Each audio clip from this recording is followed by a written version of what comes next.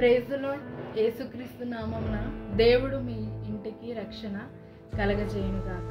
ఈరోజు దేవుని వాగ్దానము లూకా సువార్త 19వ అధ్యాయము 9వ వచనము. అందుకు యేసు నేడు ఈ ఇంటికి రక్షణ వచ్చి ఉన్నది. మరి జక్కయ్యతో ఈ వాగ్దానము చేశాడు దేవుడు. ఈరోజు నీతో నీ కుటుంబముతో వాగ్దానము చేస్తున్నాడు. నీకు కలిగినంతటికి నువ్వు దేని గురించి అయితే ప్రార్థిస్తున్నావో, దేని విషయము విడిపింపబడాలని, రక్షింపబడాలని ప్రార్థిస్తున్నామో, ఎవరిని గురి పెట్టుకొని మరి నువ్వు రక్షింపబడాలని ప్రార్థిస్తున్నామో వారందరికీ వాటన్నిటికీ రక్షణ కలుగజేయటకు ఈరోజు దేవుడు వాగ్దానం చేస్తున్నాడు. మరి ఎవరు ఈ జక్కయ్య అంటే, మరి జక్కయ్య వడ్డీల వ్యాపారి. మరి అతను మరి అనేకులకి మరి వడ్డీలకి డబ్బులు ఇవ్వడము, మరి తీసుకోవడము అలా చేస్తున్నప్పుడు మరి అనేకులు వచ్చి మరి ఆయన ఇచ్చిన డబ్బులు ఆయనకి ఇచ్చేస్తున్నారు. ఎందుకంటే యేసయ్యతో ప్రార్థించినప్పుడు వాళ్ళు విడిపింపబడ్డారు. మరి అప్పుల సమస్యల నుంచి కూడా విడిపింపబడి వారు జక్కయ్యకి తిరిగి ఇవ్వడం జరుగుతుంది. మరి అటువంటి వాళ్ళు, మూగవాళ్ళు మరి మంచిగా అయిపోయి ఆయనతో మాట్లాడడము ఆయన జక్కయ్య గ్రహించి, మిమ్మల్ని ఎవరు బాగు చేశారు, మిమ్మల్ని ఎవరు విడిపించారంటే యేసు అనే ఒక ఆయన మమ్మల్ని విడిపించాడు, మరి మమ్మల్ని రక్షించాడు, మమ్మల్ని కాపాడుతున్నాడు అని అన్నప్పుడు మరి జక్కయ్య ఎవరు యేసు, నేను కూడా చూస్తా, మరి నా వైపు ఆయన చూస్తాడా, మరి సరే నేనైతే నేను చూడడానికి వెళ్తా అన్నప్పుడు మరి యేసయ్యని చూడడానికి ఆసక్తితో వెళ్ళినప్పుడు మరి అక్కడ చూడడానికి అతనికి ఏం కనిపించదు. చాలామంది విడిపింపబడడానికి మరి యేసయ్య చుట్టూ మరి గుంపు కూడినప్పుడు మరి జక్కయ్య ఆయన్ని చూడలేకపోయాడు. మరి అందులో మరి జక్కయ్య చాలా పొట్టివాడు.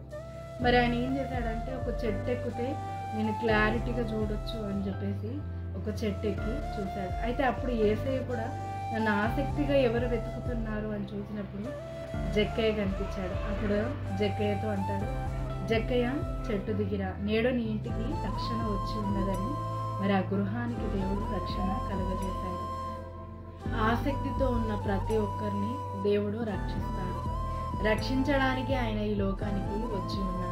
విడిపించడానికి, బాగు చేయడానికి, మరి బాగుపరచడానికి, స్వస్థపరచడానికి, సమస్యల నుంచి విడిపించడానికి యేసయ్య వచ్చి ఉన్నాడు.